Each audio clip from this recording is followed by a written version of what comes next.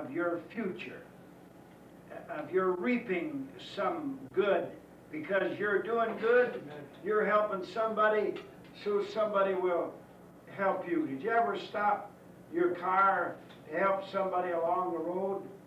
And in turn, maybe days, weeks, months, years would go by, and you'd have trouble. Somebody'd stop and help you. You understand that? I mean, you have to be careful about stopping these days because you don't know what kind of a thing going on, but it's really good is something that's kind of a voluntary principle. Out of your own free will, you do this good to help people. Good is like a vow that's kept. Bad is a vow that's broken. You know, mischief returns back to you. And I'll tell you how it comes back. It comes back to your conscience. I should have done that, and I didn't do it. You feel that guilt. It'll come to you through your children. You reap it, and you sow it in your children. You sow good, good, good, good, good. You reap it in your children. A week ago, my boy Johnny preached here. Maybe it was last week, I don't know. And he said, my dad's dad said that when you see me drink my first bottle of beer, you can have one too. And he said, my dad said to me, John said, my dad said, when you see me drink my first bottle of beer, you can have one too. And he said, God, I haven't had a bottle of beer. See, good, good, good, good, good. It comes down through life. It comes down through families. Whatever you do is repeated, and sometimes worse than it was when you did it. Character is returned to you. And all of this circumstances and a lot of calamities, and if it doesn't catch up to you here in this life and you don't get paid for it, you catch it in the world to come. Yes, sir.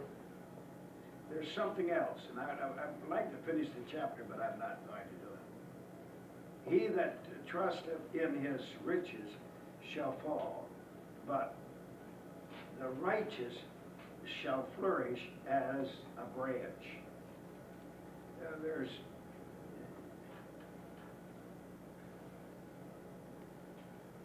It's very difficult for a rich man to get to heaven. God doesn't make it so that rich people can't go to heaven, but it's difficult. It's hard for them because they're trusting in their riches. And some people trust in their leeches. That is, these are kind of a little corny little thing. Some people trust in riches, some in leeches. That is, they blood suck off from other people. They probably live off their mother-in-law or their father-in-law. Blood suck money from somebody else. Some live off the hitches. That is, they get marry people with money, so they'll have money for themselves. And some niches that they live, they trust in making some sort of a niche in life, whether it's with sports or business world or whatever. And I put pitches, that is sales pitches, line of malarkey so you can sell something, and stitches, and keeping people, making life a big joke. And some people trust in witches, which is, of course, witchcraft. You'd say that's stupid, Brother Green, but you know, really, sometime back, years ago, I read where 100,000 people in New York City didn't go to work because the paper had broke down, the newspaper had broke down, and there was no morning paper, and And they couldn't read their horoscope to know what they were supposed to do that day, so they didn't go to work. They just stayed at home. People, a lot of people trust in witches. But the righteous shall flourish as a branch, like a tree that's planted by the rivers of water, to bring forth fruit in its season, and its leaves shall not wither, and whatsoever he doeth shall prosper. Oh, I wish I had time to finish, but I don't have to. I'm going to quit. It's interesting to read all of these precious, precious proverbs.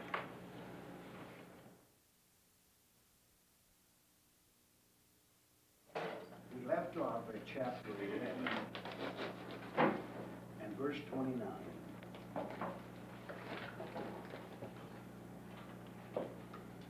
He that troubleth his own house shall inherit the wind, and the fool shall be servant to the wise of heart. I hope that y'all will be able to absorb what I've got to say here about this verse. He that troubleth his own house shall inherit the wind. Really everything, all of the structure, the direction, the foundations of our life is found in the home. It's the foundation of your life is that family structure. Really, a home ought to be the most wonderful place in all the world. Home is where mom and dad are. It's where brothers and sisters are. It's a place where you belong. That's your home. That's your house. It's a place where you're wanted. And it's a place where you're understood. Other family members, your siblings, your mother and dad, you know, they know you and they know how you think and where you come and go. It's there where you're loved. It's there where you're fed. And it's there where you sleep. You have your bed. And it's there that you're developed. And there you learn how to live with other people. Now he said, he that troubleth his own house shall inherit the wind. I mean, what do you want to tear up your house for? Cause problems in your home. Disturb it. Have fights and quarrels. And have disrespect for mom and dad or brothers or sisters. And where are you heading with all that kind of foolishness? What are you going to inherit? The Bible said you're going to inherit the wind. You're going to get nothing. Everyone, of course, would like to have some kind of inheritance left to you from mom and dad. Money, of course. But that's not really everything that there is in this world. My mom and dad never left a penny. I didn't receive one penny from my folks' death inheritance. But I did inherit a lot of wonderful heritage and a legacy of godliness and a structured life and values and spiritual insights and knowledge of how to make a living and how to get along with other people, how to have a successful marriage, how to stay out of jail. Some people just blow it all. They just create trouble, inherit the wind. everything they've got is blown away. So it's kind of left up to us a lot to kind of feel our way along when we're at home with our parents, and then when we make our own home. You know, there's nothing worse than a divorce to disrupt a home, a life, just tear a person right up in their whole thinking. Drinking alcoholic beverages does nothing but usually inherit the wind. Nothing comes out of that of any value at all. Or drugs, or dishonesty, or disrespect. Really, you people that are married, I would say to you that respect is more important than love. If you can't respect your wife or your husband, how in the world could you love them when you can't respect them? But you can inherit the wind by disrupting your home, and you yourself dropping out of school, or demanding your own way, or creating disorder and of course discord in the home, and debt. Debt can really blow a home apart. Children being disobedient can tear things up. And the fool shall be a servant to the wise of heart. Got two thoughts here. You're going to inherit the wind. You're going to have nothing if you don't know how to get along with people. That's why Paul said, if you don't know how to take care of your house, how in the world do you ever expect to be in the Lord's work and help other people? If you can't conduct your own home successfully, how could you ever conduct a church or an organization or anything godly or good for the cause of Christ? Paul said that in essence. You have to discipline yourself to be able to control your mind. And I just went through yesterday. We had our 20th anniversary.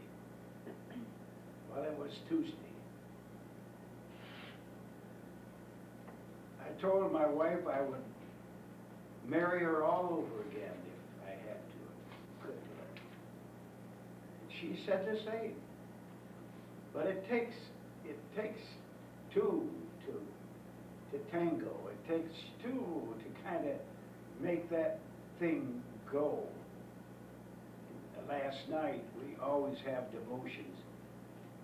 We pray alongside the bed. And then when we get in bed, we read the Baptist Bread devotional for the day. And then I always give her a love note that I have written that evening. And now you talk about love notes now. 365 of them a year for 20 years. She's got boxes and boxes and boxes and boxes. She said, what you could do, Don, is just start all over. Just give me the ones back, all the way back. You wouldn't have to buy any more. I would imagine, you know, it's about as expensive as smoking cigarettes almost. Buying cards and one thing or another. But I make a lot of my cards, but what I'm trying to say is this. I said, I hope I've contributed. I said to her last night, I said, I hope I've contributed something to keep our marriage together with all these little notes from day to day. And she said, you certainly have done that. And I'm not looking for any glory, but I'm just saying it takes a lot of work to keep a marriage together and to keep it happy and to keep things going. You You say, well, if you love each other, it'll work. Hey, friend, it takes more than love. You can't live on love. You have to earn a living. You have to make things work. You have to keep your house. You have to keep your yard. You have to keep so much going. I'm not trying to, I'm just trying to say that the text says that he that troubleth his own house shall inherit the wind, and the fool shall be a servant to the wise of heart. You talk about a lot of things here, but when you talk about being a servant to somebody that's smart, that's just about what you're doing when you make house payments to the bank. Somebody smarter than you, they've got more money than you've got, and you borrowed money from them, you have to work for them, and you're a servant. You're a servant to the wise of heart, and you'll be a servant all the days of your life unless you smarten up somehow or other. Let me go on to the next verse. The fruit of the righteous is a tree of life, and he that winneth souls is wise. The righteous, of course, people like you and I who are saved. He said that if we're the right kind of Christians, we're going to produce eternal life for other people. That is, we're going to point them to Christ. Let me give you a little outline that you can preach, you fellas particularly. First of all, he that winneth souls is wise. He's wise because of the wisdom that God has given him to be able to lead a soul to Christ. The Bible said, if any man lack wisdom, let him ask of God. He'll show you how to do that. Number two, he's wise because of his willingness to follow Christ. Jesus said, follow me, and I will make you a fisher of men. That's quite simple. You do it by following him. Number three, you're wise because of your winsome ways. Somebody has rightfully said, write this down, I think it's cute. If you're winsome, you'll win some. If you're winsome, you will win some. Some of you probably don't. The word winsome is a word that means that you're kind and nice and thoughtful and considerate and you have winning ways. Winsome. If you're winsome, you'll win some souls to Christ. That's an old saying. Number four, you're wise because of the weeping. These are all W's. He that goeth forth weeping, bearing precious seed, shall doubtless come again with rejoicing, bringing his sheaves with him. Psalm 126, 5 and 6. You know, class, a soul winner is a lot like Jesus. Jesus came to seek and to save that which was lost. Did he not? And a soul winner is seeking those that are lost. And Jesus, when he went about, the Bible said that Jesus wept over Jerusalem, shed tears, compassion for those that were round about him. When he saw the multitudes, he was moved with compassion. The harvest truly is plenteous, but the laborers are few. I don't know if you get many souls, win many souls, but you can. If you try, God will help you with that. He expects you to. You don't get out this thing scot-free. You're supposed to win souls. I don't know if you do that or not. Somebody said that when Jesus went back to heaven, after he died, buried, resurrected, ascended back to heaven, one of the angels, this is not the Bible, but this is a suppositional story. One of the angels said to him, and now that you're not down on earth, who's going to tell the story of who's going to win the souls to Christ? Well, he said, I commissioned my disciples and those that are following me to do that. But the angel said, suppose they don't do it. Well, he said, surely they wouldn't break my trust. I've told them to go into all the world and preach the gospel. Surely they'll do it. But just what if they don't do that? He said, well, then I have no other plan. So you are the ones that are going to do it. And if you don't do it, nobody else will. And he that winneth souls is wise. He's not only wise because of the wisdom that God gives him and his willingness to follow Christ and his winsome ways and his weeping, but he's also wise because of the wages. There's a reward to it. Daniel 12:3 said, and they that be wise shall shine as the brightness of the firmament, and they that turn many to righteousness as the stars forever and ever. Are you trying to turn people away? Are you trying to find people that would be turned to Christ? Or are you turning people away from Christ by your actions and the way you live? We used to sing a song in church, will there be any stars in my crown when at evening the sun goeth down? When we awake with the blessed in the city of rest, will there be any stars in my crown?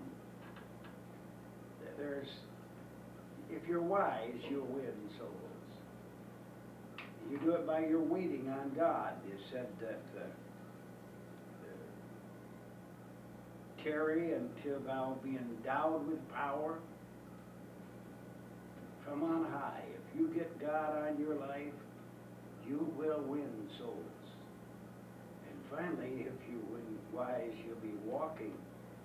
He that walketh with the wise shall be wise, but a companion of fools shall be destroyed. I would tell you something, if you could digest it. Don't fool around messing with people. Don't hang in friendship and fellowship with people that don't win souls. They are worthless people. They're worthless. They may be Christians, but they're worthless people. If you hang with people that win souls, you too will win souls. You hang with people that are slop heels, good for nothing scumbolians, they won't win souls, and neither will you. Verse 31, the last verse of the chapter. Behold, the righteous shall be recompense in the earth, much more the wicked and the sinner. The word recompense means to be repaid. You're going to be returned for whatever you do for the service of the Lord. Recompense, like he said, recompense no man evil for evil. Deuteronomy 32:35. To me belongeth revenge, or vengeance, and recompense. But God is a God that will see to it that you get back exactly what you do. If you're a wicked person, vengeance is mine, saith the Lord, I will repay. And the Lord shall judge his people. I think about this, I guess, more than anything else. You get paid back. You get paid back for the bad, but you get paid back for the good. You remember Ruth did so well with Naomi and took care of her mother-in-law? Well, Boaz said to Ruth, "The Lord recompense thy good work, and a full reward be given thee of the Lord." Everybody knows that you reap what you sow. And whatever it be, bad or good, I'd like to see something come out of this class, that you would really work on being a kind, loving, sweet Christian person. That there would be peace in your heart, and joy, and friendliness, and all that hate, and all that vulgarity, and all that criticism and fighting and strife would stop in your life. You say, "Oh, Brother Green, you can say that because you live where you live." I know, I can, but shoot, I could fight with my wife. There are about 2 or 3 things that I could say to her right now, and we'd be right into it. There's about 2 or 3 things she could say to me, and it'd be on. I'm telling you, it would be. So, "Well, Brother Green, I'll tell you, we're human beings. And if you got any skill, any character, any structure, any body about you, you're not going to be a wimp. You're going to voice your opinions. You're going to say what you need to say occasionally, but you have to be careful that you do it lovingly and kindly and graciously, or else there will be war. You can stir up all the trouble you want at your house, in your office, where you work, around the school, around anywhere. You can just keep your neighbors all tore up mad at you if you want to. Oh boy, oh boy, oh boy. We've had neighbors on our street. I never have to worry about anything. They take care of it all. We had a chuck hole out in front of our house. I mean, it was that deep. You could hear those cars come down through there, lickety split, hit that chuck hole. Their whole tire would drop right out of sight almost in that chuck hole. Boom, boom, boom, boom. And just for 2 or 3 days that chuck hole was there. I said, I could call the city hall, they'd come out and fix it, but I don't have to worry about it. These people live down the street, they're always complaining about everything. They'll complain. And about that afternoon, somebody fixed it. Because there's always somebody. Everybody, all the way, all the time, there's somebody. On every street, there's people like that. And I'm not saying they did wrong by calling, but I'm just saying they'd call if your dog got in their yard. If your garbage blew over in their yard, whatever, they got all bent out of shape. You don't want to be that way. We're Christian people. We're Christian people. We don't go around looking for fights and quarrels and bickering. We try to subdue that, put peace, be a peacemaker. Let me go on to the 12th chapter. Whoso loveth instruction, loveth knowledge, but he that hateth reproof is brutish. It loveth instruction, that means you like knowledge. You like to learn about things. You hate reproof. I mean, he that hateth reproof, he's a fool. You couldn't straighten him out because you get mad when you try to straighten him out. And he's brutish. He's like an animal. He's like a brute beast. And stupid as a beast. I was reading Psalm 92 and 6. The brutish man knoweth not, neither doth a fool understand this. They have the mentality of a beast. most people around about you have the mentality of an unsaved, hell-bound idiot. You understand that? That's their mentality. They're not Christian. They don't think like you think. You know, the Bible calls them fools. They're the enemies of God. They are ignorant of the truth of God. I say things and I go places and I'm here, there, and yonder. And I know that what they're doing is wrong. I hear people say stuff, you know, about religion. I use that word because that's what they use. They don't know what they're talking about. And you could rebuke them right there about it.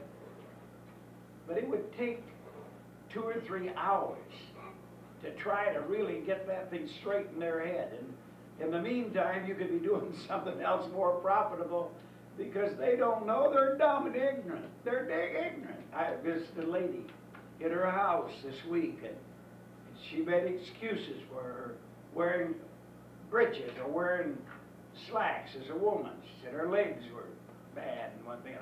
I could have said, now wait a minute, lady, that's not, you know, it may be true that you have bad looking legs and it may be that they are infected or have problems with them or something, but that wouldn't make any difference because it's against the Bible and you're going to get, and you really are rebellious, and not only that, but you're an abomination unto God.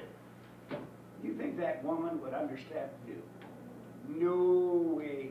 In 100 years it'd take him. We have women sitting in this church still wearing breeches. They're still wearing breeches. I could preach, they don't understand. Their brains are not glued in, they don't understand. All God would have to tell me one time that it was rebellious and it was to God an abomination what I was doing, and I'd stop doing it. I don't care what it is. I don't want to be in that class. But no, you couldn't. These women are going to wear those breeches.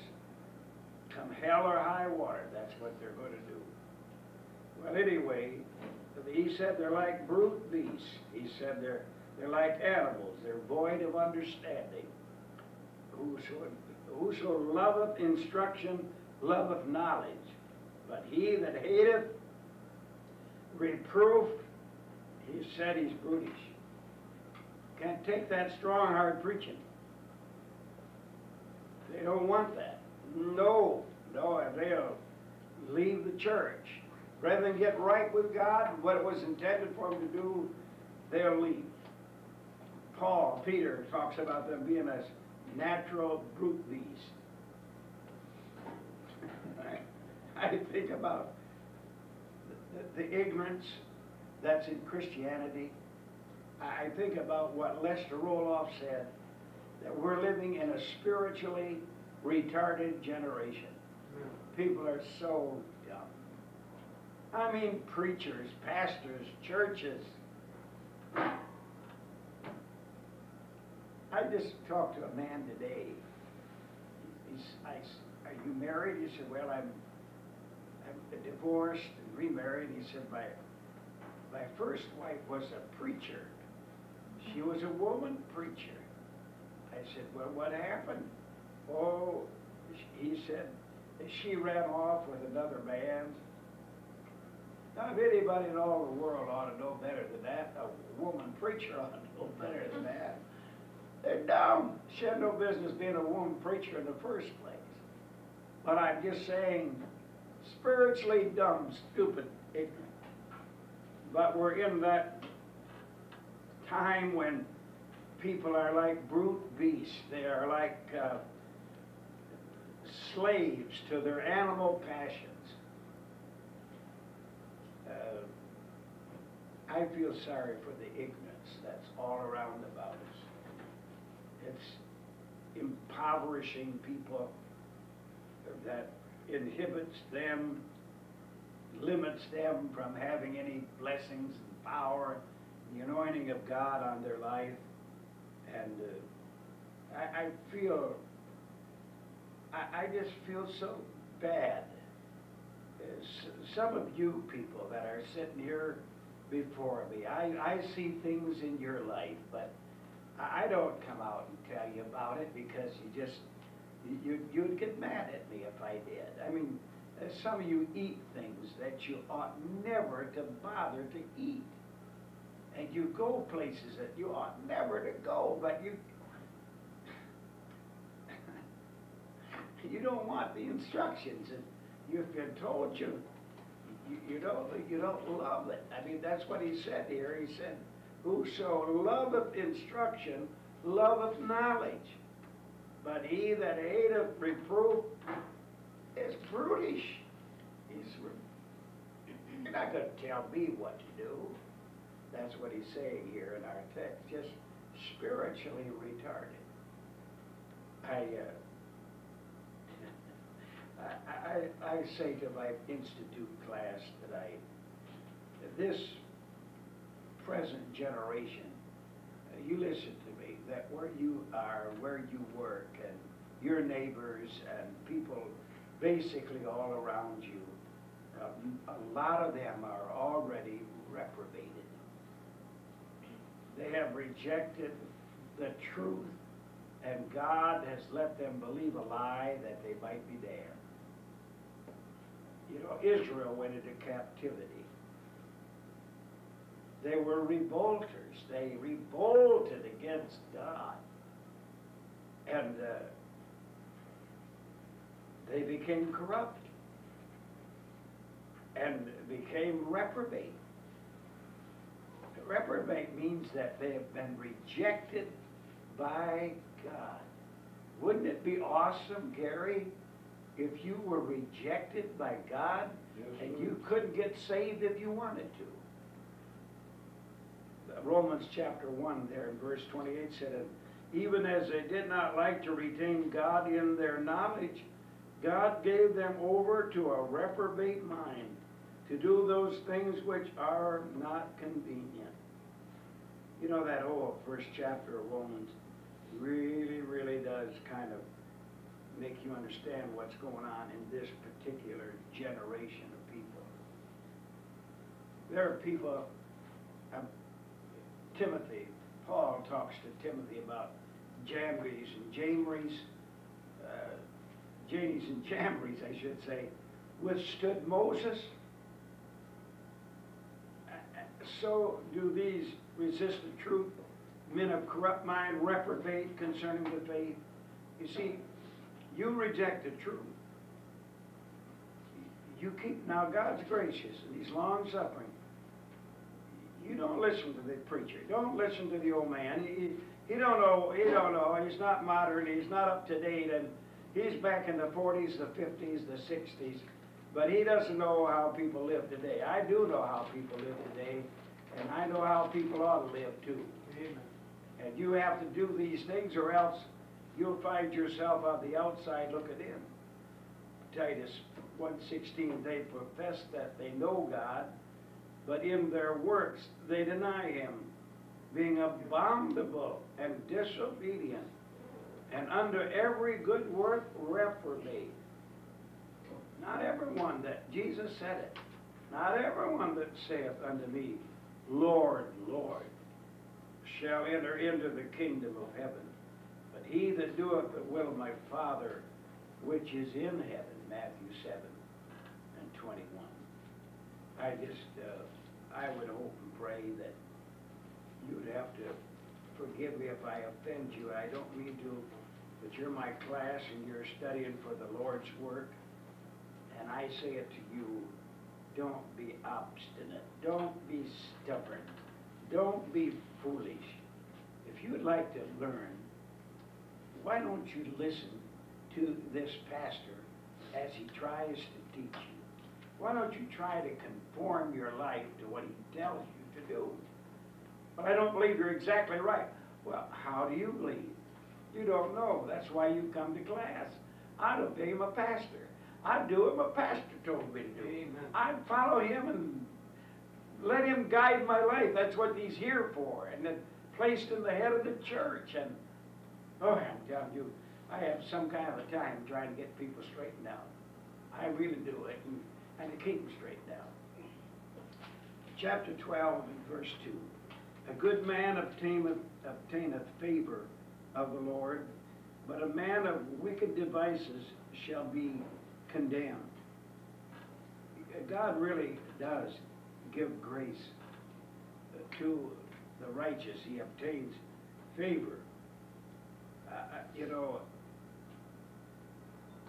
I wish I had time. I would preach a little sermon. I brought it with me tonight, but I'm not going to preach it in its entirety. But I just wanted to say, from the book of James, chapter 4, and verse 6, God resisteth the proud, but giveth grace unto the humble.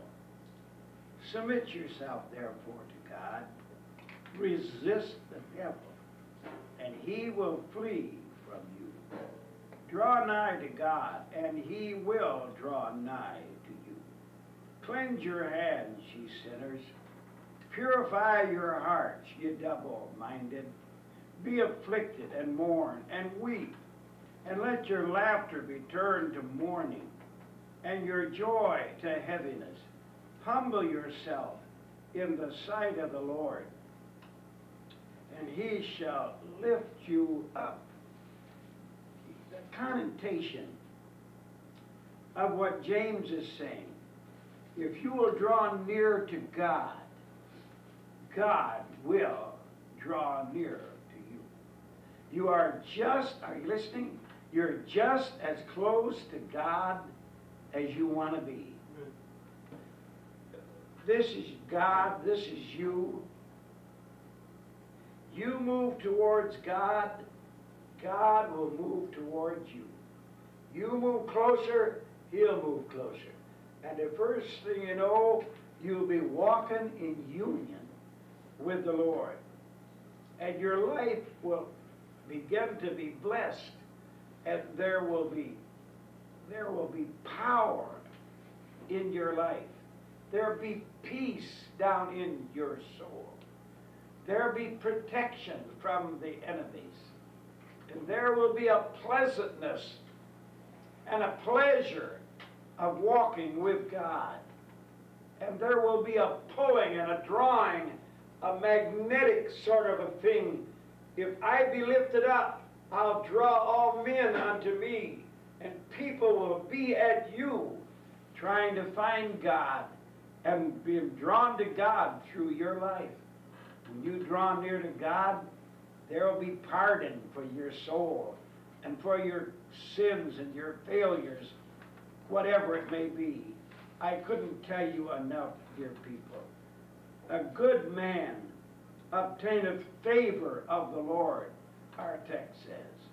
But a man of wicked devices shall be condemned. It's your life. You can do with it just about what you want to. I'd love to see somebody in this class be able to catch on to what I'm saying. I'm sorry, I can't crawl into your brain and rearrange it. I've said this many times in this class. I wish I had brought a baseball into my class tonight. I don't know if you've ever seen a baseball right up close, but it's got stitches in it. And the stitches go from about this far apart to some places where they're that far apart around that ball. I took my son Daniel, who's a missionary now in Nova Scotia. I took him to the backyard when he was just a little 12-year-old boy. And I said, Danny, see how this ball is constructed with these threads that come around here on this ball? There's a place right there on that where those threads come together like this, that you could put your thumb right there and you can get a good grip with that thumb on that thread. On the slippery part of the ball, you could not grip it, but you can grip it right there.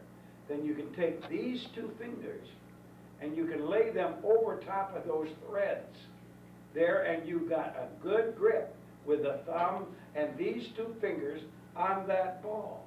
Now, Danny, you can take that ball, and when you come back around, if you throw it right straight, that ball is going to go straight.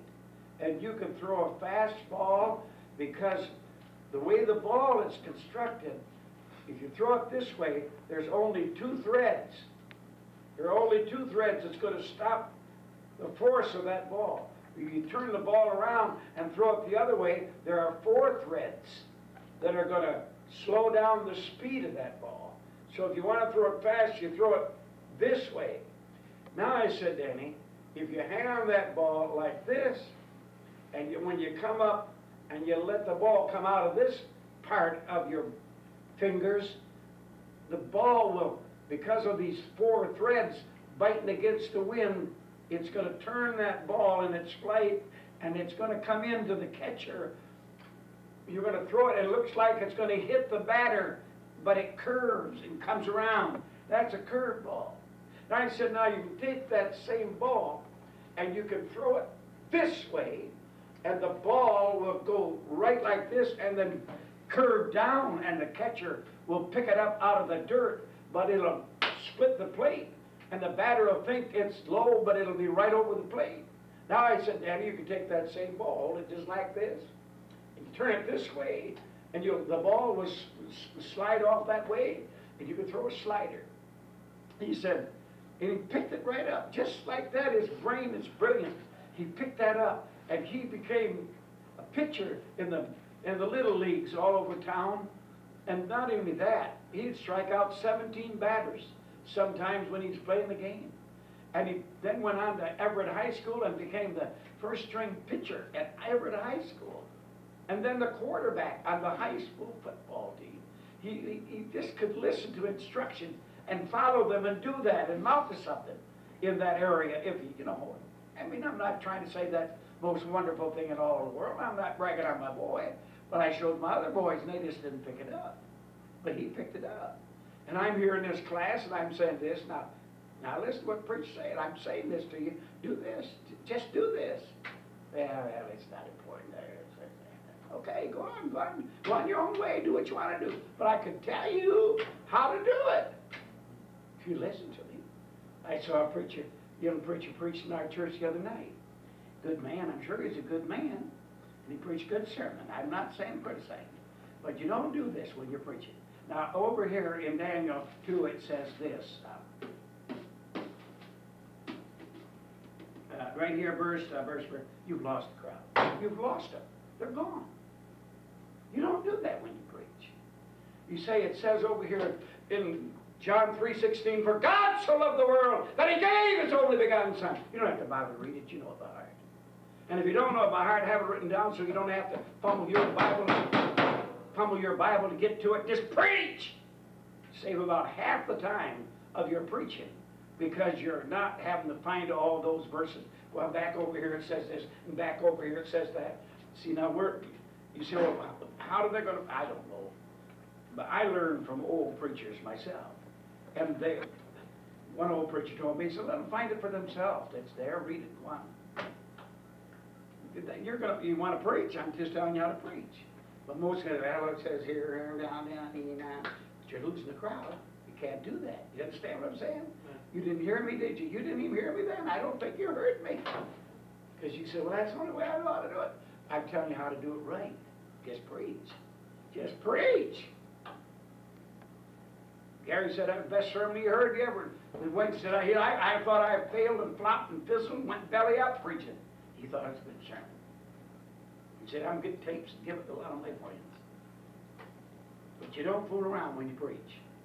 You don't stand up in front of the pulpit and say, now, there's just a few of us here tonight, so we'll just have a little Bible study and go home. You preach.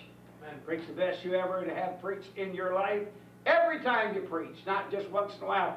Every time you preach, you study just as much to preach one sermon as you would the next one and the next one and the next one. If I preached the sermon 100 times, my wife will tell you I'll spend 2 hours preparing the sermon even though I've preached it 100 times.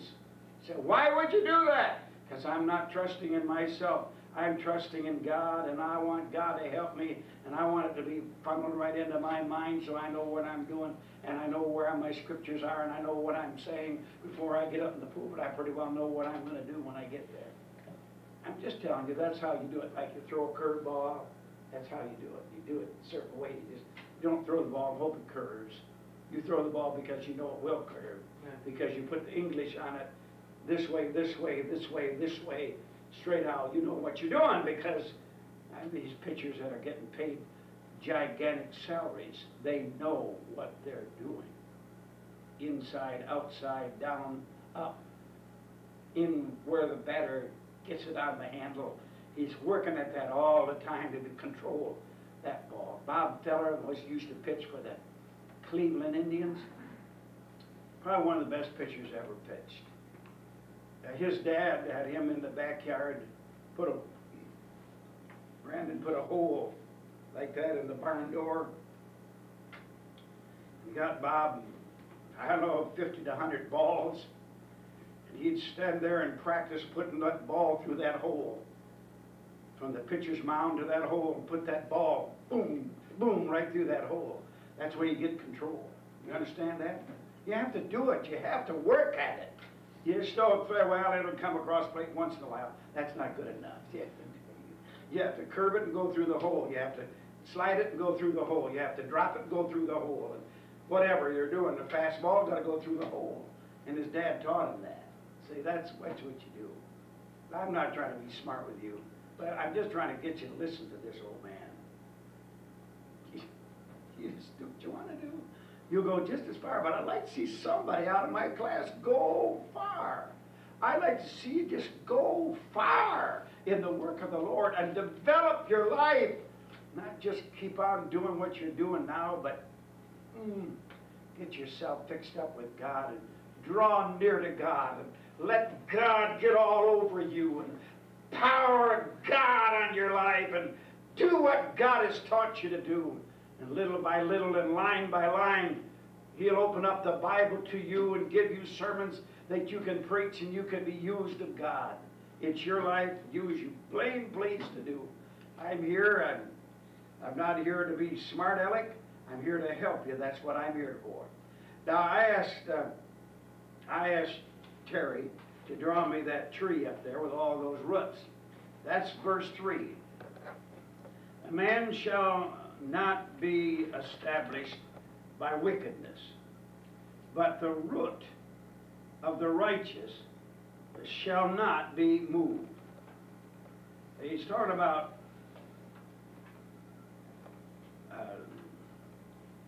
lawlessness, wickedness will not establish a person's life, but righteousness will establish your life. And you begin to set up your life with righteousness in the thought patterns of your life. And you'll recognize in your life, and you will be recognized by others as a leader, as a good person, as a good father, as a good mother, as a good Christian. But wickedness will keep you from ever being recognized.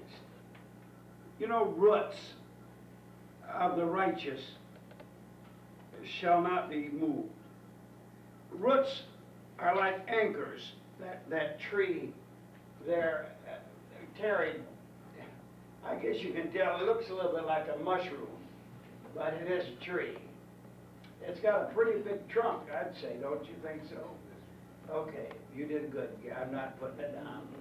But you can see those roots of that. They are roots that are tied up into that tree, and it gives that tree an anchor and an undergirding for itself, and the winds and the floods and the cold and the heat and the drought. But you know, those roots are the thing that feed that tree and there's something like, you know what, if I would say guy wire, you know what a guy wire is? Bill, you know what a guy wire is? You see telephone poles with a wire coming down, that's called a guy wire. I guess you knew that. But that line kind of anchors that telephone pole. Sometimes you'll see radio towers with guy wires coming down 4 different places. So if the wind's strong this way, there's a guy wire to hold it, and these roots hold up the tree. They tie right in and anchor it, and the root of the righteous shall not be moved. These roots really are important, and I believe I'm gonna help you. I'm gonna try my dead level best to help you. If you'd listen to this old man tonight, it might help you, I hope. Let's just say that this root here is our home life. And then let's say that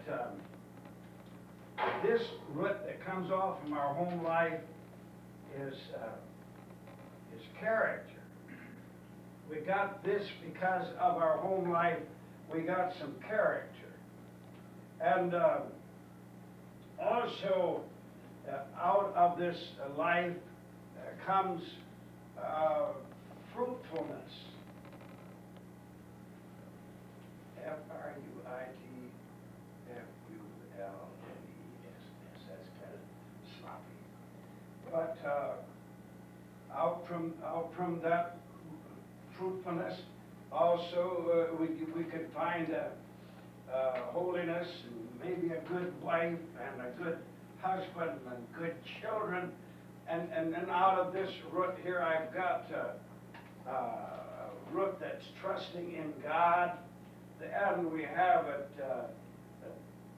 down in here is the times of testing. This root is hanging on to God, and this root here is purity, and this root here is our prayer life, and this root here is our Bible reading. This here is our understanding, and this here is good work habits, and this one is our Christian character. Now, what am I going to say here? What is so important about this? The roots. See, in our text it says the roots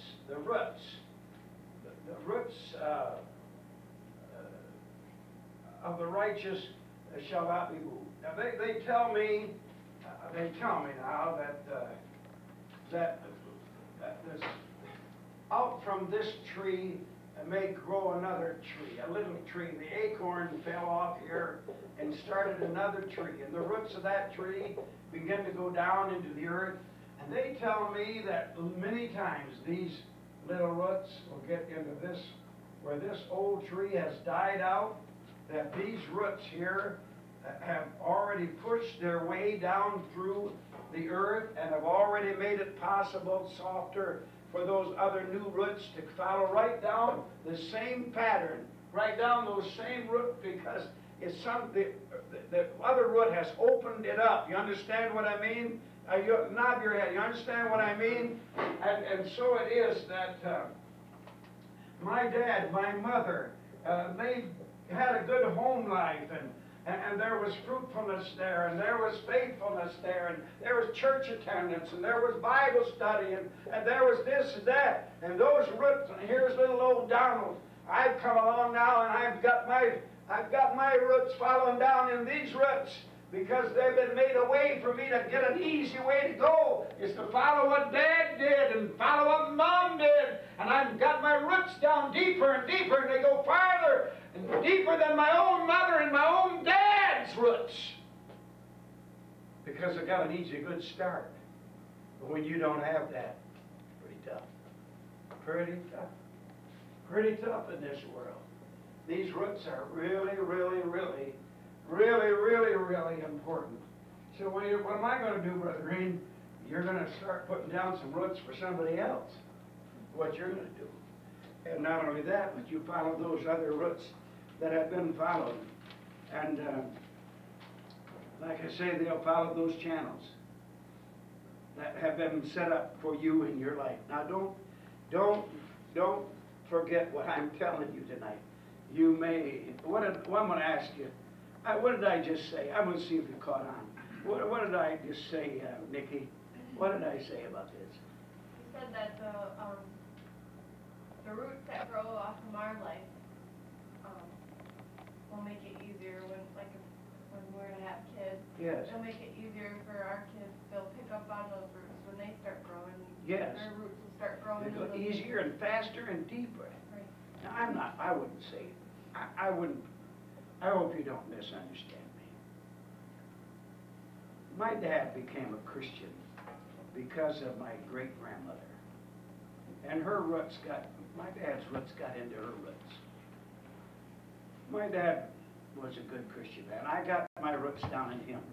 Now I have children, 6 children. Their roots are following my roots, most of them, you know, pretty close. And they'll go farther than I'll ever go. I already have one of my sons that's far better preacher and far more intelligent and understands things far more than I ever had. And you'll find this true, that as the years go by and it has been imprinted early in their life, they'll get these truths and they can develop them because they got them right from home. Somebody asked my boy Jimmy, said, how long you been in the ministry? I think he's 44 years old. He said 44 years. Amen. He's been in the ministry all of his life. All of his life. Now, my dad didn't surrender to preach till he was 48. And I got some of my roots from, but he's always been godly. That's what I'm talking about, these books. You're not listening to me, but I'm going to tell you anyway. These, my children and my grandchildren, have far better roots than I had. And you're going to see. The world will hear from these people. Maybe not all of them. I tell you, a great deal of the happiness and the future of your children will be who they marry. You raise your children right, but they don't always marry right. They don't always get tangled up with the right kind of mates. Maybe they got a mate that's worldly or carnal or likes television or likes the world and dance and rock music and all this, and you may have, but this man or this girl has to put up with all of that stuff, and their roots cannot get down deep because they married wrong. I would tell you never to marry anybody that wasn't absolutely pure, that was absolutely believed just like you believe, come from a family stock just like yours. You're going to have an awful lot of trouble if you don't. I hope I'm not embarrassing you, but I'm trying to tell you the things that I've observed over these years. Thanks, Terry, for the roots and the tree. I hope it made some impression. Proverbs 12 and 4. A virtuous woman is a crown to her husband, but she that maketh ashamed is as rottenness in his bones. Virtuous woman means a pure woman, a morally strong woman. She's a crown.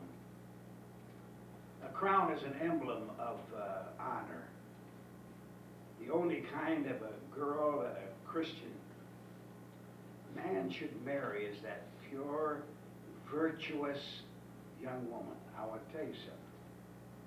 A girl, listen to me now. You've got 2 boys here, 3 boys that aren't married. A girl or a woman that would make love to another man other than the man that she married is worthless. Worthless! Worthless! Like a dog that chases cars, she'll be chasing men the rest of her life. Because she chased them when she was young, she'll chase them all the days of her life.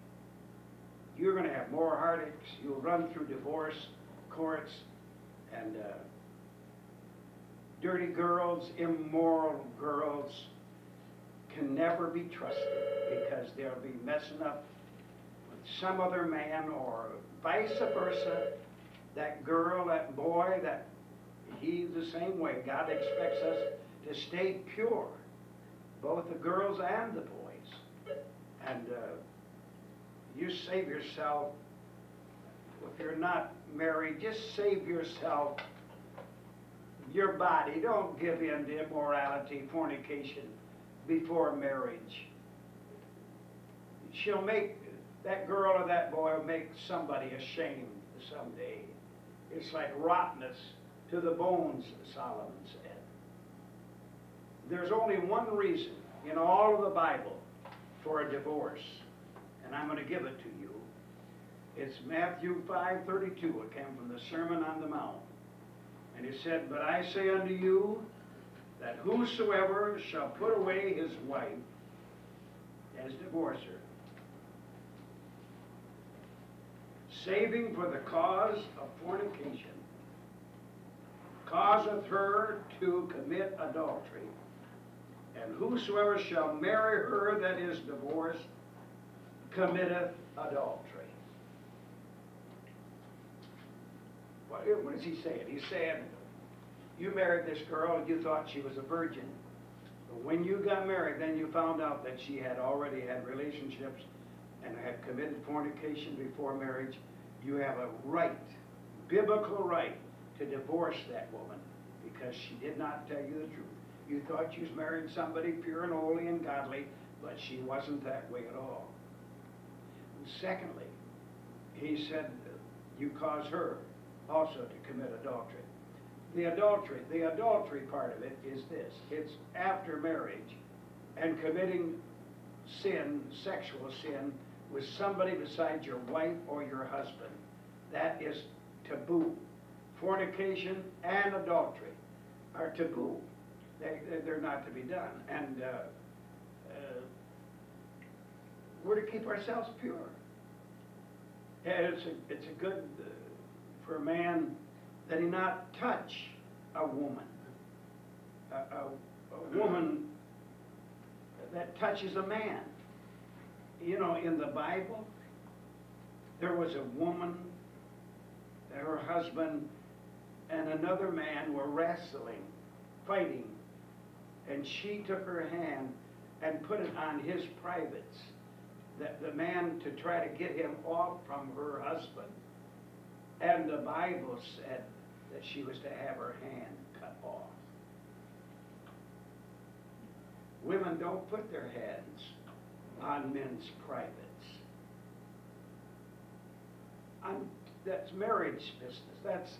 The bed is undefiled in marriage, but the rest of that stuff, it's taboo.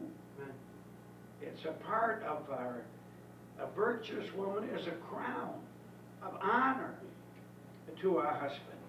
But she that make a shame is rottenness in his bones. Who can find, Solomon said, who can find a virtuous woman?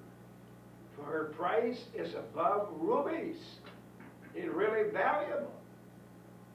I didn't expect my wife that I married here to be a virgin. She'd been married twice before I married her, and both her husbands died. I didn't expect her to be a virgin. God didn't either. But my first wife was a virgin. That's what you look for. You look for that purity. Well, the heart of her husband doth safely trust in her. She will do him good all the days of her life. She looketh well to the ways of her household. Her children rise up and call her blessed. And her husband also, he praises her. And a woman that feareth the Lord, she shall be praised. That's last chapter of the book of Proverbs talks about how wonderful it is. Now, this has been a pretty straight down the gun barrel stuff tonight, and as I talk, some of you bowed your head, and some of you wouldn't make eye contact with me. I'm very observative. I don't miss much. You might think this old man's old and he doesn't pay it, but I know what's going on. I understand perfectly. And your life is what you want to make it. And just like I told you about showing my boy how to play baseball, pitch a ball, I was just trying to tell you how to conduct your life. You do as you please to do. Say, well, it was such an occasion and there was such a situation that I couldn't do anything about it, and I went ahead and did this and I did that. It's your life. It is your life. You do as you please with it. Amen. If I'm all done, you can, I hope I have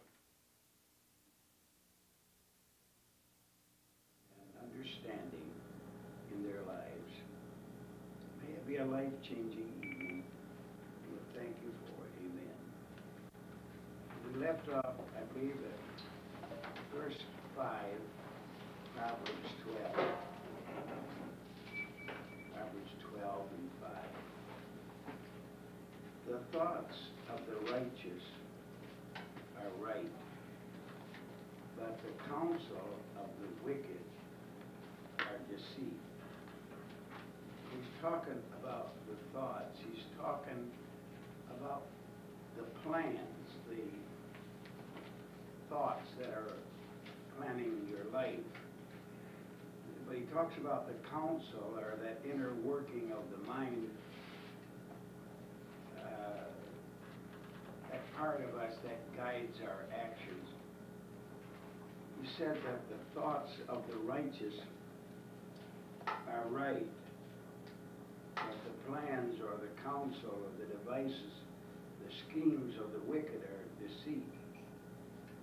And so, basically, the structure of the unsaved man is deceit, cheating, and deception. Proverbs 23 and 7 says, "For as he thinketh in his heart, so is he." Paul wrote these words in Philippians 4:8, "Whatsoever things are true, whatsoever things are honest, whatsoever things are just, pure, lovely, and of good report, if there be any virtue, if there be any praise, think on these things." I don't know what you people think about. Most of our lives are made up of amusement. We want to be amused. We have the radio going, we have television going, some of you do, and have most of the world goes right on with music, something going on all day long from morning till night. But amusement, the word comes from two words, which means nothing, and muse, which means to think. So amusement really is thinking of nothing. And the world goes right on with this amusement, and they're not thinking at all. Their brain is being listening to what they're listening to, or brainwashed to what's going on around about them, rather than just plain thinking. Now, I like to think. Now, I'm a person who likes to think. Now, my wife, she go to bed at night, she can't sleep. She'll do crossword puzzles, or those other kind of cryptograms where you figure out. She likes to do that. She'll do it at 1, 2 o'clock in the morning sometimes, because she can't sleep. But me, I like to sleep. I like to think about what I like to do. I just like to do nothing. Some people say, well, I just got to be doing something all the time. And not me. I could sit and just think. I like that. What you muse on, your brain thinks upon, you know. Your thinking controls your life. And if you want to be bad, you think about bad things. If you want to be good, you think about good things. You know, things affect your life. He said here in our text, the thoughts of the righteous are right, but the counsel of the wicked are deceit. You are what you think. Inside of you, you read books. The books will kind of affect your thinking. The people you travel with will affect your thinking. And the radio and the TV and the movies and the politicians would like to affect your thinking. And even the preacher would like to affect your thinking. There's a lot of brainwashing going on and bamboozle, of course. Some people have bird brains and they don't have much and they think they're easily influenced one way or the other. It really, I'd stay away from people. I'm just telling you as my class, pick yourself up out of your station in life and climb and put yourself up on another plateau and stop fooling around with the people you've been fooling around with. Get a bit higher, a cut above where you are. Get a cut above. Listen to somebody that's got some brains and thinkings, you know, like you hang around blowhards and that's all you'll have is wall-to-wall mouth. Who wants that? Or, you know, somebody that thinks they're a big shot and think they know it all and all that. Who wants to be around that kind of stuff? And you just do what you want to do, but I'm telling you, what I do, I don't hang around scumbolians. I don't have time for that. I don't hang around people that are blowhards and talk. You don't even know what they're talking about, they just talk. I'm a quiet fella, really. You'd think so, but I am a quiet fella. Your thinking is really important. And just don't let other people do their think. You're thinking for you. You know, have you ever been around somebody that doesn't think like your pastor thinks about things? Now, I preach against television. I preach against women wearing breeches or something like that. And somebody will say to you, I don't think he's really right about that, do you? See, now that's, you can let him influence you to lose your faith and trust in your pastor. But you say, no, I really go along. I believe the Bible teaches us to separate ourselves, you know. But there are people constantly trying to put down the gospel and the separation and holiness and godliness. You understand that? I wouldn't hang around people. I just don't hang around people that are critics of your pastor. Like I said it Sunday. I would get upset once in a while, and I said, if you don't like the way I'm going about this thing, go find yourself some other preacher somewhere. Amen. If you're going to put your faith in God, you're going to have to follow some leader, and you might as well follow me. I'm not going to lead you astray, I tell you that. But anyway, our text for tonight says, the thoughts of the righteous are right, but the counsel of the wicked, that's deceit. They're out to slick you. Verse 6 and 12, the words of the wicked are to lie in wait for blood, but the mouth of the upright shall deliver them. Talking about words, he's talking about words some more in our speech, the talk. He said the talk of the wicked is concerning wickedness, but the words of the righteous will deliver you out from that wickedness. He's talking about the plans of the wicked, you know how, what I'm talking about. The wicked, their mouth get them in trouble. If you could just learn to shut up, you'd really be a lot better Christian. You think you got to blow hard, tell everything you know, and yeah. I don't know where you picked that up from. Maybe it's family traits or something, I don't know. I've never been that way. I'm not trying to say I'm anything, but I've never been a talker. I may kid around, fool around a little bit. And I talk when I preach, but I just don't shoot the breeze with a lot of folks, especially with people that don't know what they're talking about. And then some people can boast and they're cocky and conceited.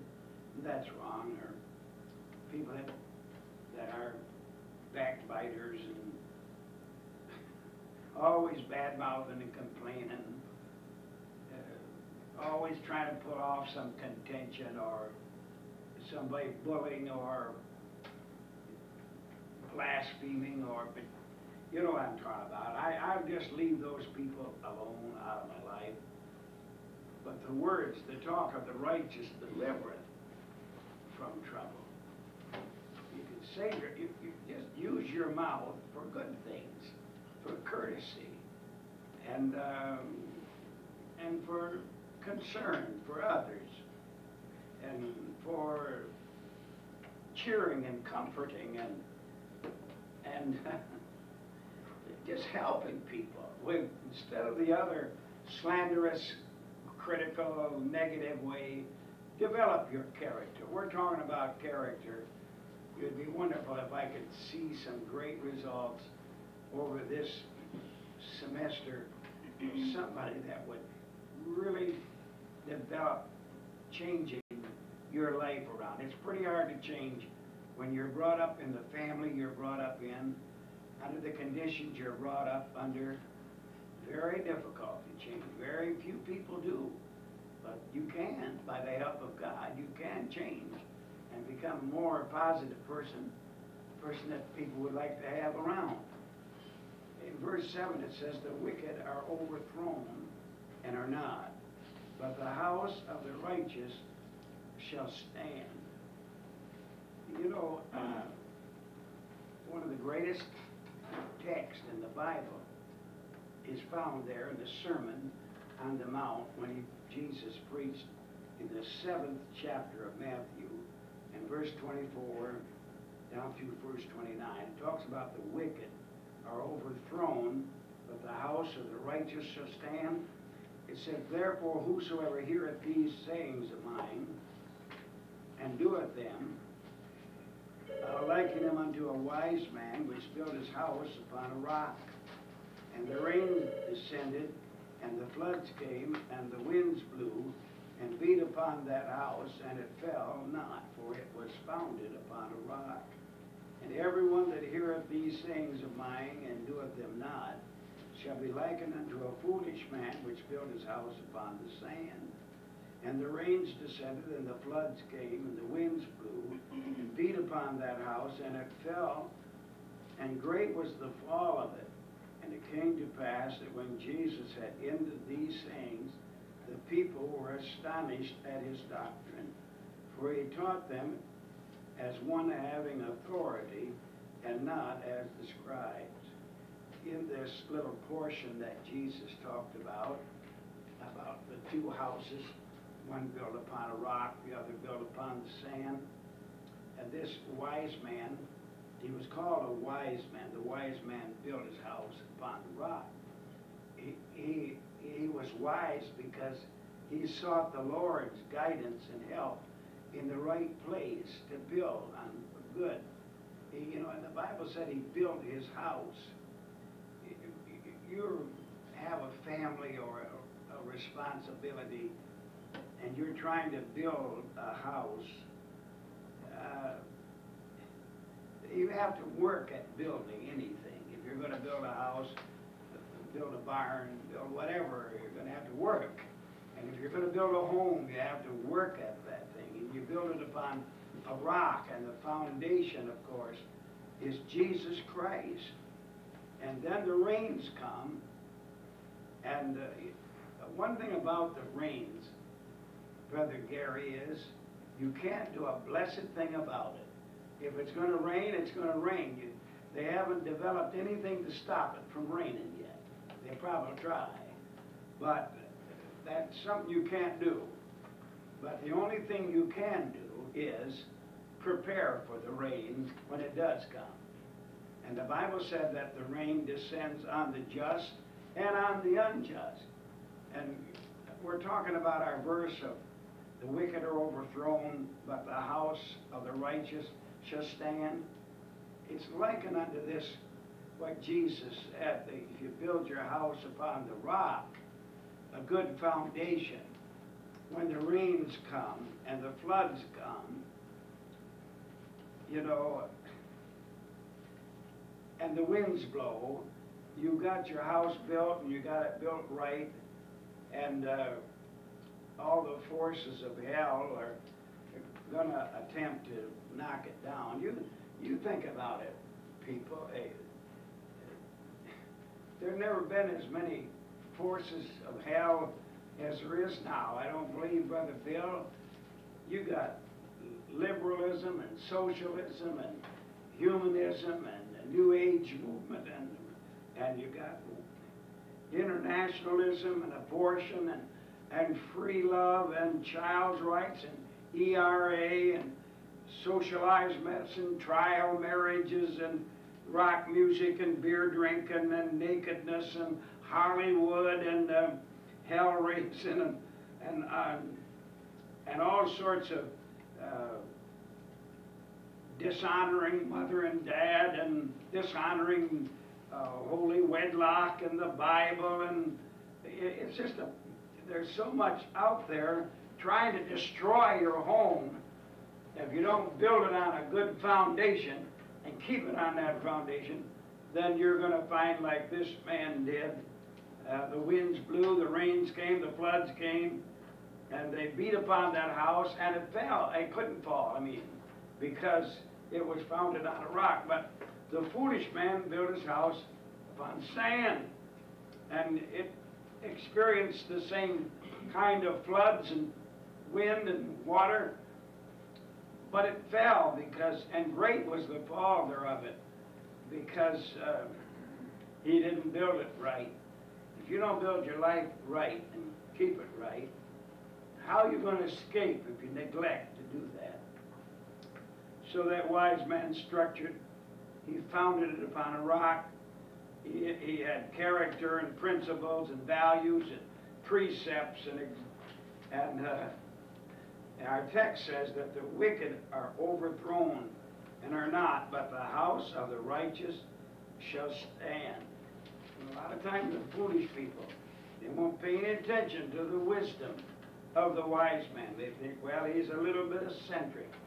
What I hear about myself is, well, Brother Green, that was all right for the 1940s and the 1950s, but we're living now in the 2000s, and we're way beyond all of that stuff that you're preaching about. I hear that constantly. I'm not modern enough for this modern day, but the Bible has not changed one bit. Amen. I don't know where you are. You have a Bible. I don't have my Bible with me. But let's say that's a Bible. That's how narrow I am. I'm as narrow as the Bible is, and that's about as narrow as you can get, I guess. But if it's out of the Bible, we don't want to follow the world and whatever. We have to build our lives on a good foundation. I'm going to go to verse 8. And a man shall be commended according to his wisdom. A man shall be commended according to his wisdom, but he that is of perverse heart shall be despised.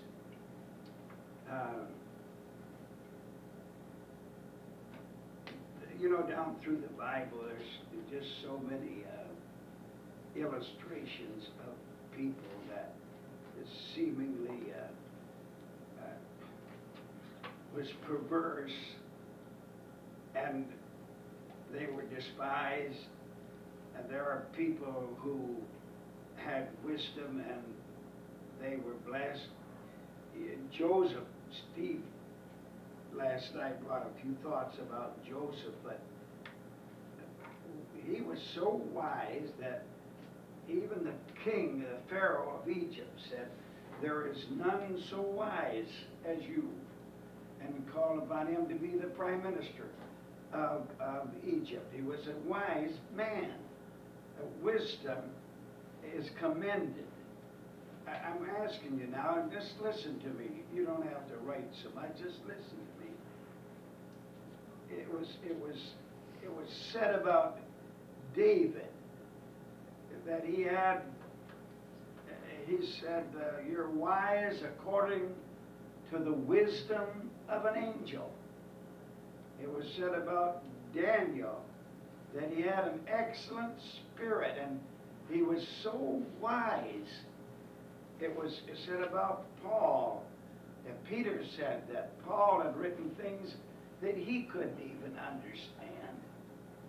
And you know, you get knowledge out of books, but you get wisdom from God. And you need that more than you need all the education. You need all you can get, but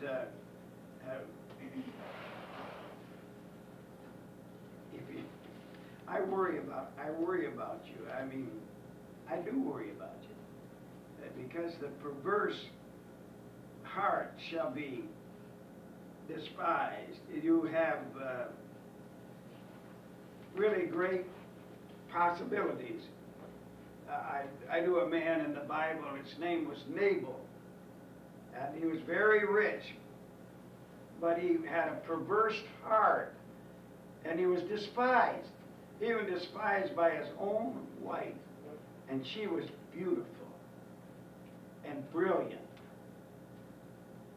The prodigal son, he was popular, he had money, but he had a perverse heart. He landed up feeding swine and the husk that the pigs would eat, and he was despised. You can have money in your pocket, or you could become famous, but really despised. You take this guy Hussein. He may be smart. I don't even know if he's that, but he is despised by the world. But the wisdom that is of God, this is what James said, is first pure and then peaceable and gentle and easy to be entreated, full of mercy and good fruits, without partiality and without hypocrisy.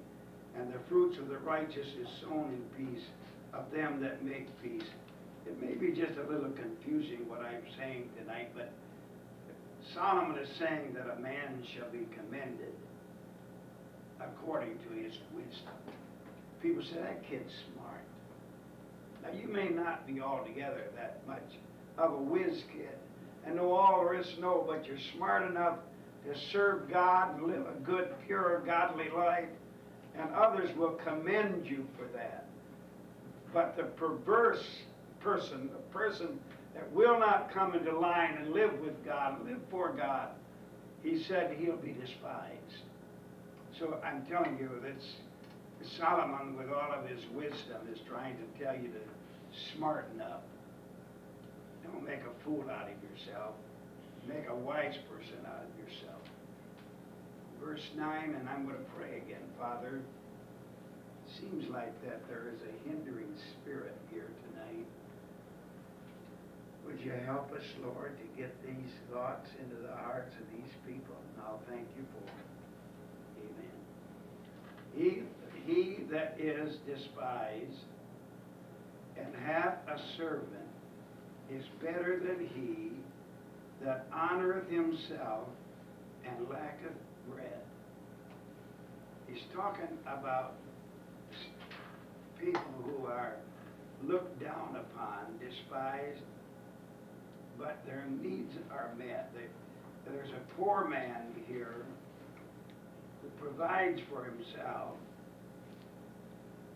and he has bread, and then there's another man that honoreth himself, and yet he doesn't have any bread to eat.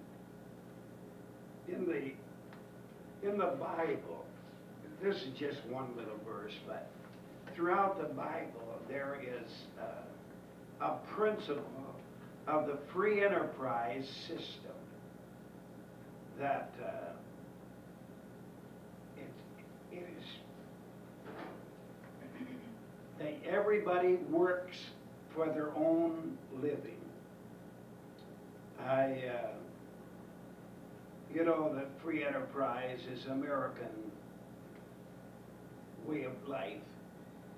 Communism puts it under a dictator or controls, no incentive. I would say that Hussein is a fascist. But the free enterprise system is the best, of course, because everyone earns his own money and pays his own way and buys his own food and pays his own bills. Now, we have quite a few Democrats that would like to run this country, and they're mostly socialist liberals, and they would like to see a central government where everybody would be taken care of by the government with welfare and socialized medicine and Social Security and all that kind of stuff. It is a part of a socialistic business. The words social security came from Delano Roosevelt and his plan to do that. It's socialist. Socialism is what it is. But that's not really the way that this country was started. It was started with the free enterprise. The American way is everybody works and everybody takes care of their own family. That's the way it's supposed to be. And the harder you work, the more money you make. And the better life that you have. But it puts down, free enterprise system puts down laziness and freeloading off in the government. It promotes, well, conservatism also, because if you buy something, you're going to take care of it. If somebody else gives it to you, you have less responsibility. So I know what I'm saying is that Proverbs chapter 5, verse 15 says, drink water out of thine own cistern, and running water out of thine own well. Let thy fountain be dispersed abroad, and rivers of water in the streets. Let them be only thine, and not strangers with thee. You own the well, you drink your own water, and let thy fountain be blessed, and rejoice with the wife of your youth. That's God's plan for us, is for everybody to take care of his own responsibility. I'm a little different cut. I know I am, and I don't even care. I canceled out of Social Security 35 or 40 years ago. Only preachers and doctors were able to do that. You could be signed off as a conscientious objector to it, and you wouldn't have to do it. And I did sign off 35, so there's no Social Security for me. There's no Medicaid, Medicare. I don't have any of that. I'm 75 years old, and if I went to the hospital, there could be no Medicaid to take care of me. See, well, that's pretty dumb, Richard. Yeah, I know. You've been brainwashed because you feel like that the government should take care of you and feed you and take care of you and house you and buy your medicine. And see, I'm going to cut. Well, what are you going to do, Brother Green? If you get sick, I'll probably die. Wouldn't that be wonderful? Get out of here. Well, I'm not worried about that. I have a little policy. $25,000 is all it allows me. You couldn't do much going to the hospital. You probably spend that one day at the hospital. But I'm just saying, I'm not, but I pay for that. It's not government, it's a private company. But anyway, I'm not a socialist.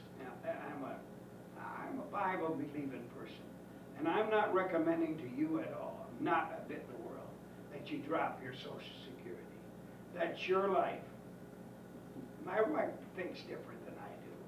But it doesn't matter. We still love each other. But I'm not I just don't want I don't want the government taking care of me, and I'll take and help them. I'll pay my taxes and help them, but I don't want them helping me.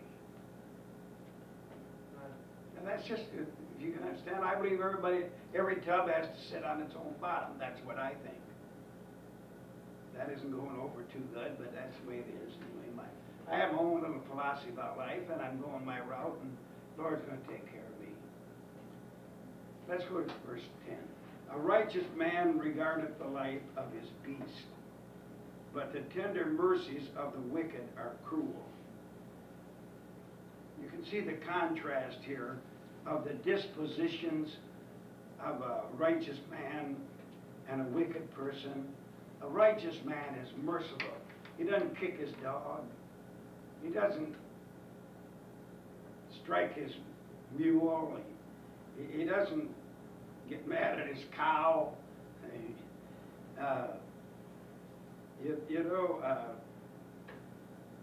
Sometime back, you've heard of the Pilgrims. Our forefathers were Pilgrims. They were pacifist type people. They didn't believe in war, of course. And they didn't believe in fighting at all. And this Quaker had a cow, and when he was milking the cow kept swishing him with his tail right in his face, aggravate him all the time, and sometimes the cow would kick the bucket over what's full of milk, and sometimes even the cow put his foot up and put it right down in the bucket, and he couldn't get mad at the cow because it was against his religion. And he said, "O cow, thou dost not know." He said, I cannot get mad at thee because it's against my religion to strike thee. But he said, what thou dost not know is I could sell you to a Baptist and he beat the devil out of you.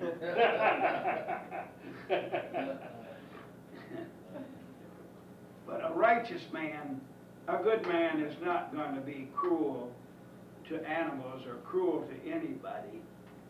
Deuteronomy 25:4 said, thou shalt not muzzle the ox when he treadeth out corn. That is, the wicked are cruel because they have no regard for the scriptures. There's no regeneration in their heart. They're lost. There's no reason for them to be gentle and nice because they don't need to please God. They don't want to please God. But we do unto others as we would have them to do unto us. We're not here to be cruel. I can't stand bullies that hurt people. Women beaters. My dad really put that in my head that men do not strike women. If you're a woman beater, it's something cockeyed in your head somewhere, because that is not godly at all. I tell you, most of the unsaved do not like to have structural training like you're having here tonight. But when you're brought up as a Christian, you're rebuked. You are whipped and chastised when you're brought up, because you're being trained not to be cruel to people.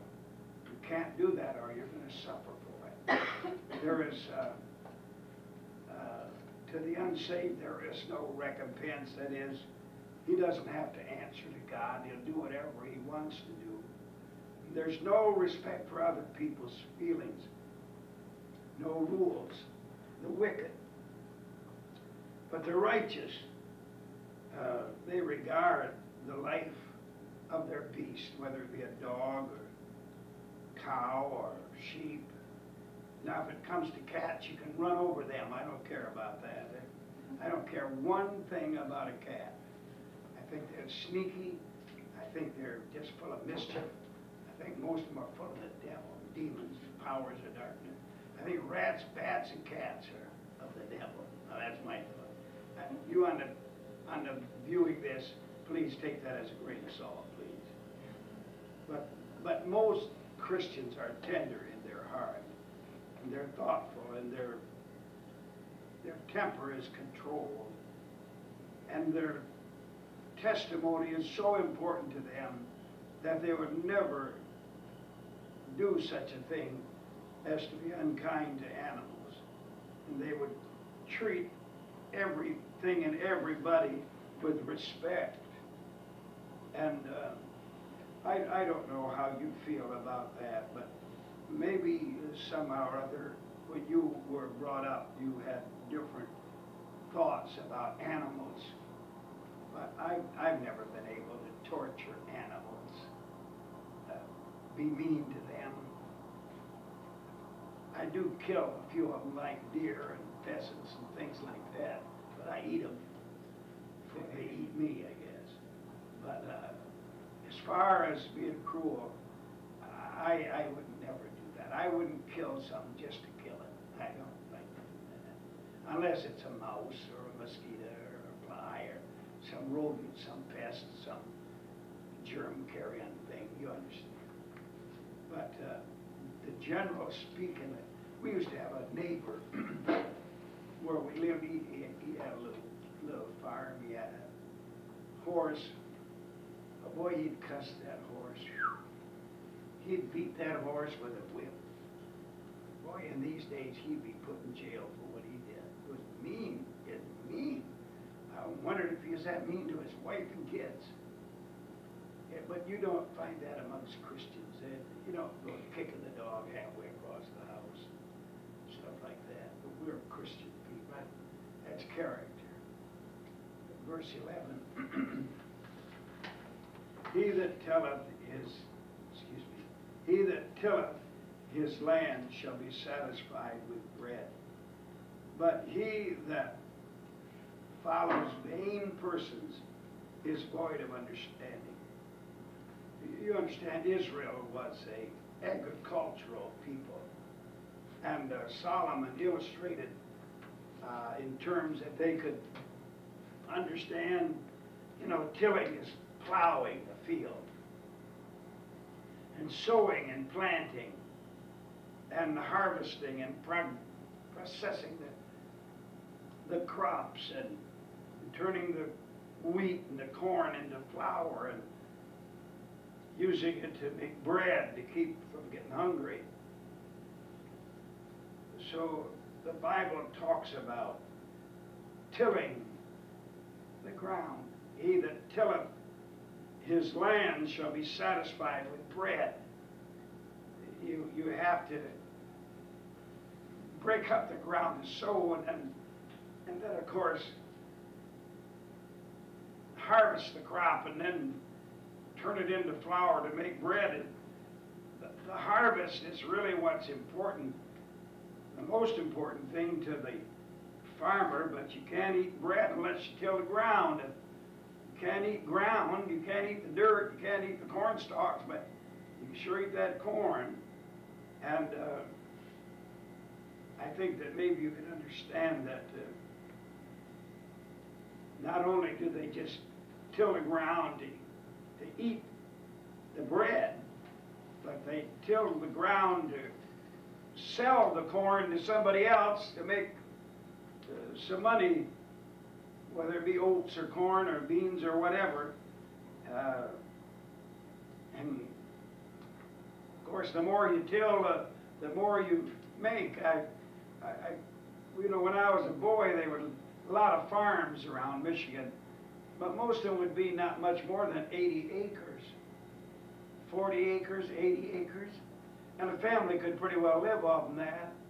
But boy, now these farmers out there, they'll buy 6, 8, 10 farms, hundreds and hundreds and hundreds and hundreds of acres with 12-bottom plows and all sorts of things that it's beyond all of our comprehension, I would suppose, anyway. But the thoughts that are here in this is you can't be lazy. If you're going to eat, if you're going to make crop and be able to sell something and going to make some money out of it, you're going to have to do something besides following vain persons who are void of understanding, screwballs and jerks and smart alecks and goofballs and lazy people. Vain in the Bible amounts to nothing. So if you're going to follow vain persons void of understanding, you're not going to have anything in this life, and you're going to, well, you take these hippies, these rebellious people, these void of understanding, they got a screw loose. They're not tightened down too good, and they won't ever go any place, won't ever have any success. And if you would like to have success, you got to work. Now that's basically what he's talking about. Nothing's going to fall into your lap, but you got to work. You got to work. If you're not working, you may be sick. You may be handicapped. You may have some other good reason for not working. But basically, life is made up of work. And that's a good character. Whether you're working out in the world for pay or you're working for the Lord, you can't expect to have a harvest unless you till the ground and work it and keep working it and keep working it all of the time. In our life, in our church activities, it's visitation, calling, knocking on doors, and talking to people, and doing this and doing that, constantly keeping things stirred up to build a work for God. And that's what the spiritual application there is. If we're going to have a class, a Sunday school class, you're going to have a bus route, you're going to have a church, you got to work. You got to work at it. And if you don't, he says here, he said, he that tilleth the land shall be satisfied with bread, but he that followeth vain persons is void of understanding. Verse 12, he said, the wicked despiseth the net of the evil man. I should say, the wicked desireth the net of the wicked men, but the root of righteousness yieldeth fruit. Chapter 21 and verse 10, the soul of the wicked desireth evil. His neighbor findeth no favor in his eyes. Otherwise, he's saying, the root of the righteous yields fruit. The fruit of the righteous is a tree of life, and he that winneth souls is wise. It's kind of a contrast of attitudes here. The wicked desire evil, and they hate their neighbor, but the root of the righteous yields fruit, that is, fruit of righteousness, like the tree of life. You're going to be winning souls, but the unsaved people, as per se, hate their neighbors. But I don't know how much our people in our church today really are much different than the unsaved people around them. They don't really love souls, and they not necessarily hate them, but they don't really love them enough to win them to Christ. The wicked hate, the righteous love. How do you feel about your neighbor? One of the ways that you can really tell that you're saved is that you're concerned about your neighbors, about souls, people that you work with. And if you are saved, you'll be careful about your conduct in front of your neighbor or those you work with. You'll be careful about the clothes that you wear, so they represent your Christianity. You will be concerned about your character and your church attendance. And you'll be concerned about a lot of things, your conversation. Just so you can have an opportunity to witness. We have people that live next door to us, and they're not only unsaved, but they're unmarried. They're shacking up together. It's really hard for me in my mind to really be nice to them, because I'm afraid that they might think I condone them living together like that. But I can't be mean to them neither. In fact, they're very kind to us. In fact, my wife's lawnmower busted, and he came over and fixed it without even asking. He just said, "I'll fix that," and he fixed it. And he always does something for us. He's a nice guy, but he needs to get saved. He needs to get born again, get married is what he needs to do. But I'm trying to say that your attitude toward your neighbor will make up a lot about who you are and your Christianity. Be wise as serpents and harmless as doves. We're not getting too far tonight. I don't know why, but somehow we're not. But I'm going to go to verse 13. The wicked is snared by the transgression of his lips, but the just shall come out of trouble. You know, you get in trouble by what you say. That's basically what it was. He's talking about people like Korah, who took sides against Moses and told Moses, "You take too much upon yourself. Who do you think you are? Are you the boss? Are you the king or whatever?" And Moses said, "No, I want you to know that your thinking is cockeyed, and I want to prove to you and to this congregation that you're taking too much upon yourself." And the earth opened up and swallowed Korah up. He said the wicked are snared by the transgression of their lips. His lips caused his own death. And, well, you know, Daniel had enemies. He was such a good man and prayed 3 times a day. They made a decree.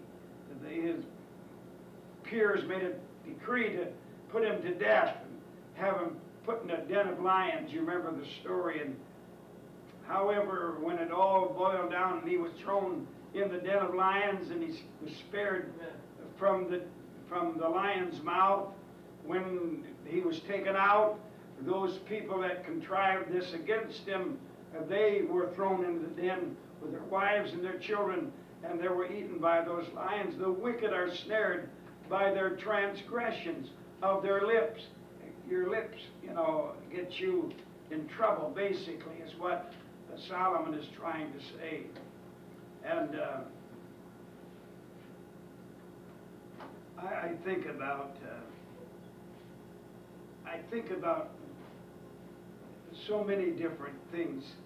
I wrote down so much here, but I'm not going to get involved in it. But just the fact that your mouth can get you into a lot of trouble, it'd be far better for you to kind of learn the big lesson to keep your mouth shut.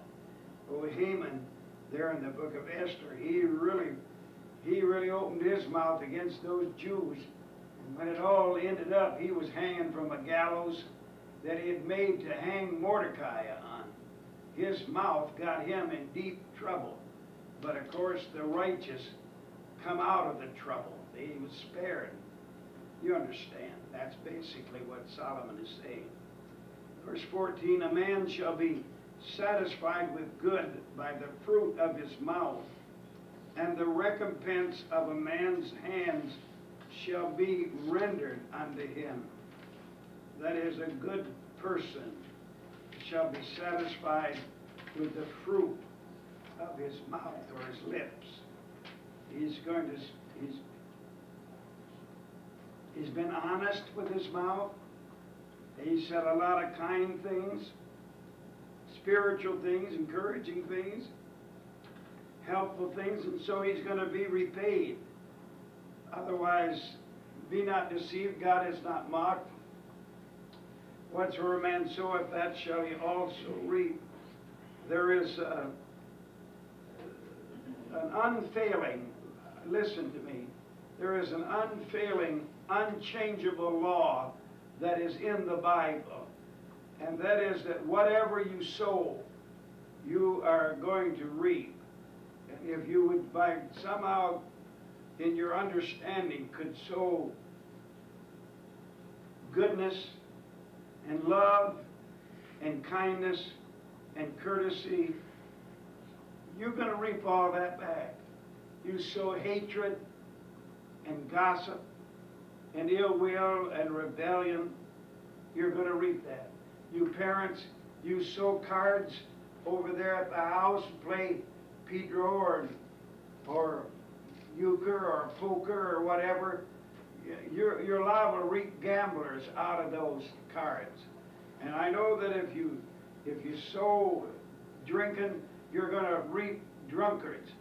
And if you sow drugs, you're going to reap dope addicts and dingbats and screwballs.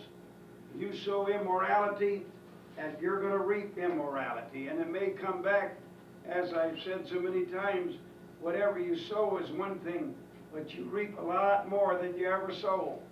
And it comes back in big carloads full of trouble in your life. So you just work at it constantly as a Christian to sow as much good as you can and leave the scrumbolian, the scum, the junk, the dirt, the filth, the corruption. Leave it alone. Amen. And don't sow it. Don't allow it in your home.